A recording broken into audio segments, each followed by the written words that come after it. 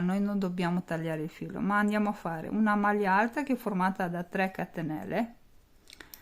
poi ne aggiungiamo 5 che sono quelle centrali, vedete? Rientro nella terza, quindi 1 2 3, vado a fare una maglia bassissima, cammino sulle altre due facendo una seconda maglia bassissima e una terza maglia bassissima,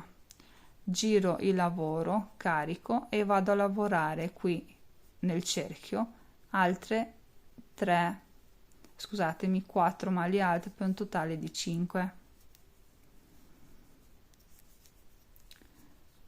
4 e 5, catenella, vado a fare le altre 5,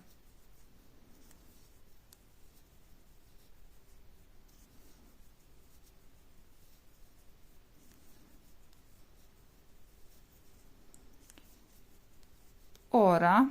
che ho finito la seconda mattonella, metà in realtà, vado a fare sempre 8 catenelle e fare la terza, sono 3,